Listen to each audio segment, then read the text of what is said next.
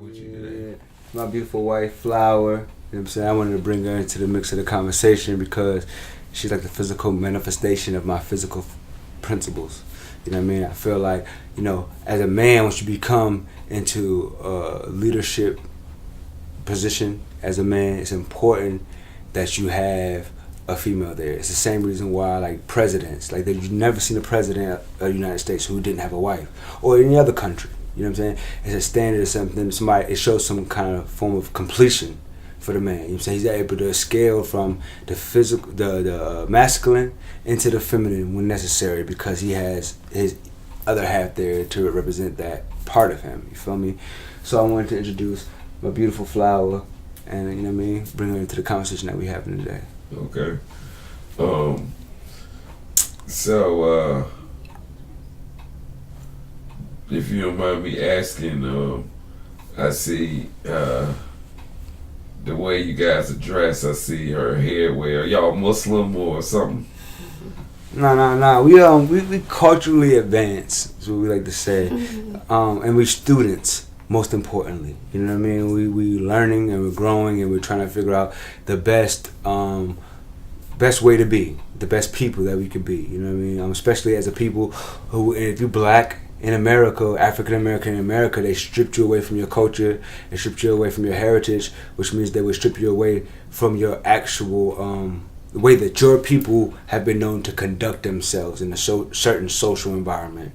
So with that knowledge, we just are trying to rebuild that standard and learn how to properly conduct ourselves as royals, as nationals, as God bodies within this environment. So that's a constant understanding, but the foundation of our understanding comes from the Hebrew Israelite standpoint.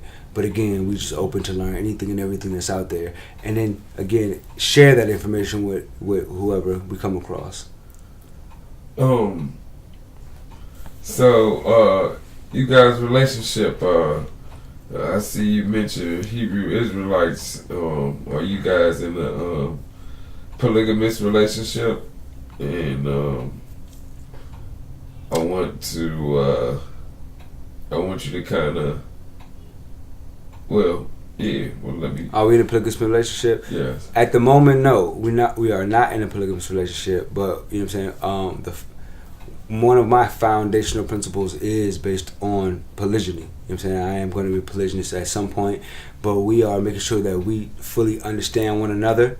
We all have a concise focus and intention in our day-to-day lives, and then together we'll decide what type of woman could fill the voids in which we have in our businesses that allow us to build legacy, because that's really the primary foundation of our relationship, is that we come together, you know what I'm saying, two people who have had broken homes before we got together, coming together to mend those situations and put ourselves in a more royal and respected position by falling into our proper functions as men and women in our masculine and feminine principles.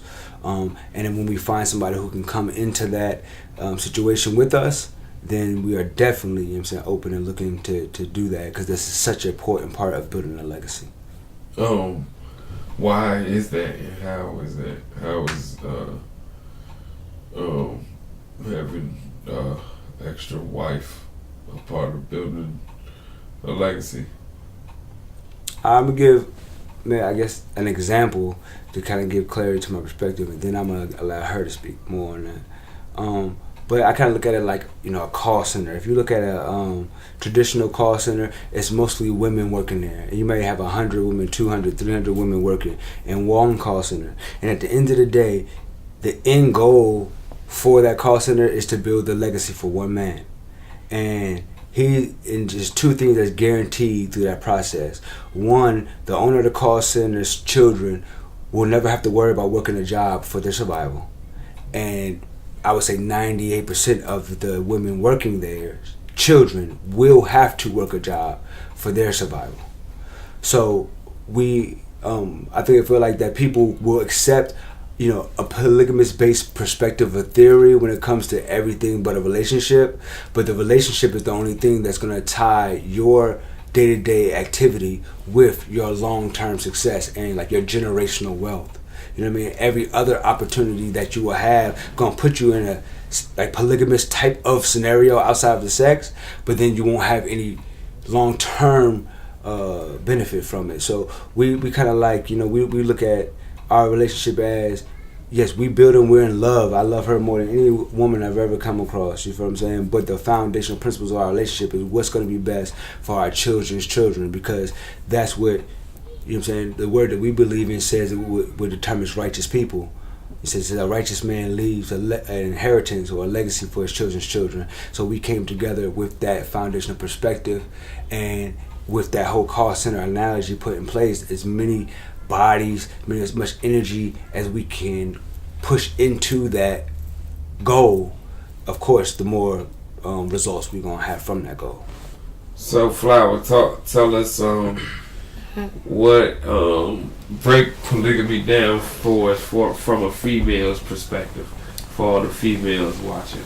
Well, before I do that, I want to go back to your question. You asked if we were Muslim or something, and I want to let you know I am a Muslima, because that generally means I'm a woman who walks in peace based on all my principles, every single one of them. So I want to start with that before I break down anything. That's real. Like a Muslim man. Let's get that. And you know, because those are things that we, you know, are taught anyway. No, go ahead. Like a Muslim man is one who submits himself to the will of the Most High, which I do. So in the etymology of the terms, then I would be a Muslim from that standpoint. Right. You know what I'm saying? But so regardless of what I have on, know that I walk in peace. So you can call me Muslima. I would rather you call me that than if you don't know my name or if you want to call me anything else. Female, that's real scientific. But if you want to speak to me as a woman and want to know what I have intellectually to offer, then you know you can call me Muslim. I'm fine with that. Okay, I like that. That's real. Polygyny for us is something that we're going to practice, and so I don't want to say we're not in a polygynous relationship now, because I think we operate and have different things in our lifestyle that kind of, you know, have similar feelings of polygyny. He has a lot of female friends that he cares for, that we help and we support in any way that we can, and I think that there's too many single women out here, and part of us wanting to practice polygyny is to help in that area of life and mankind. There's too many single women. A lot of my friends are single, and I know the reasons. They know the reasons. We all know the reasons, but and I could come through and help their lives out a lot if they understood what was going on. You heard? What's more important to me is being covered. Women want to be covered in every aspect. They want to be covered, you know, while they're in a bed with you. They want to be covered while they're, you know, when they got rent due, when they want to be covered. They just want to make sure that they're taken care of and secure. That's what covering is. And practicing polygyny ensures the covering of more than one woman. Why wouldn't you want that? It's not even about love. It's really about making sure that we take care of each other. And also the recognition of those who recognize the God within themselves. So, you know what I mean? If you know, she had an experience before me of dealing with, you know what I'm saying, many men. You know what I'm saying? And all those men had their great attributes, and all those men had their negative attributes as well, you know what I'm saying? But, you know, I came through talking about this God body shit, and we're trying to raise her to a standard of God bodiness as well. And this, even rap here, she got her hair is a showing of her being covered. When you see that, understand that you see me. You know what I'm saying? And then you got consequences to your actions when it comes to her. You know what I'm saying? And just that type of movement, the things that we building upon, makes it where, you know what I'm saying, the polygynous conversation that we was having was something she'd be open to have to, because of the vibration. I'm kicking it in. You know what I'm saying? Like, yo, that I mean, real, no disrespect, but the working man at the shipyard, bro, who come home talking about, oh, the Cowboys got a game tonight and we about to win, nigga, you slack. You could never fuck with me or none of my joints. Like, you know, I never have to work. I could put you in a room with a whole bunch of shipyard workers.